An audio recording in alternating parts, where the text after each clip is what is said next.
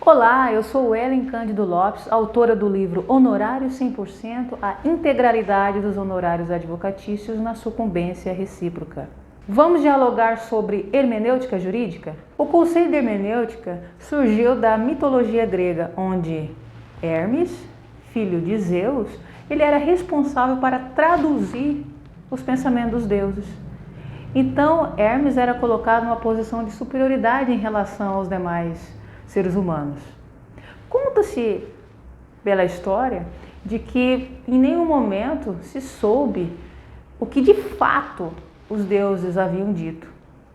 Apenas sabemos o que Hermes traduziu dos deuses. A hermenêutica jurídica, ela é para Maximiliano a teoria de interpretação das leis. Para Limões de França, a interpretação aplica as regras da hermenêutica para a compreensão dos textos legais. A hermenêutica, ela possui duas correntes. Nós temos a hermenêutica objetiva de Emílio Betti, onde ela está focada aí a um processo triplo de interpretação. O que seria esse processo triplo de interpretação?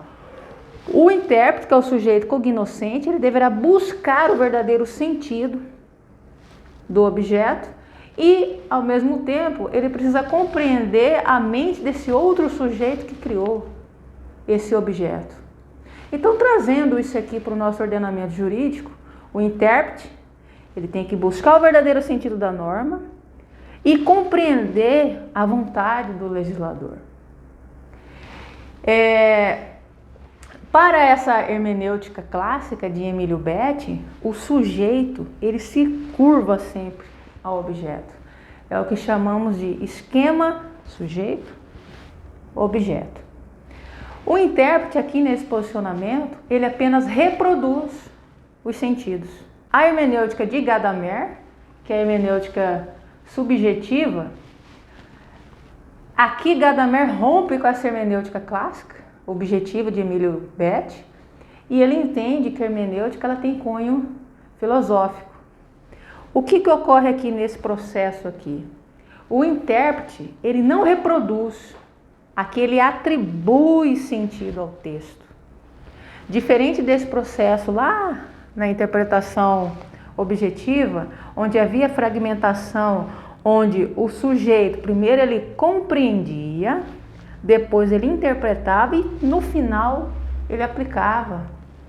Aqui, para Gadamer, não há esse processo de fragmentação. Então, ele admite que o intérprete tenha uma certa margem de subjetividade, mas essa subjetividade ela não pode ser ilimitada ao ponto de o intérprete ele afastar do verdadeiro sentido do texto. Então, assim, o intérprete ele não é neutro, porém ele precisa compreender ali o que a norma, o que o texto legal pretende dizer. Aqui no Brasil nós temos uma corrente capitaneada por Lênin Streck, que é a crítica hermenêutica do direito, que vem avocando aqui os pensamentos também de Gadamer, no sentido de uma interpretação que não haja fragmentos, não há esse processo de fragmentação. O que ocorre aqui? Interpretar é aplicar de imediato, que seria applicatio de Gadamer. Lênin entende que a hermenêutica ela não é um método, e sim uma filosofia, e por isso que ele não aceita as classificações em método utilizadas aí por muitos juristas positivistas. Um exemplo clássico aí de várias classificações, nós temos lá o método gramatical, onde busca-se o verdadeiro sentido, a letra fria da lei. Nós temos lá o método histórico, onde se busca a história. Para Lênin, nada disso importa.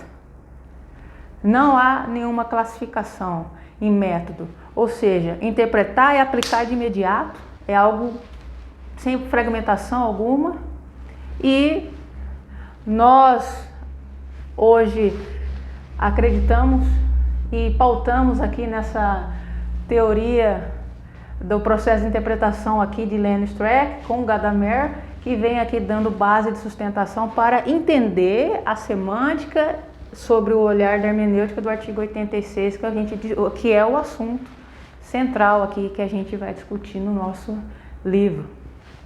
Até o próximo encontro.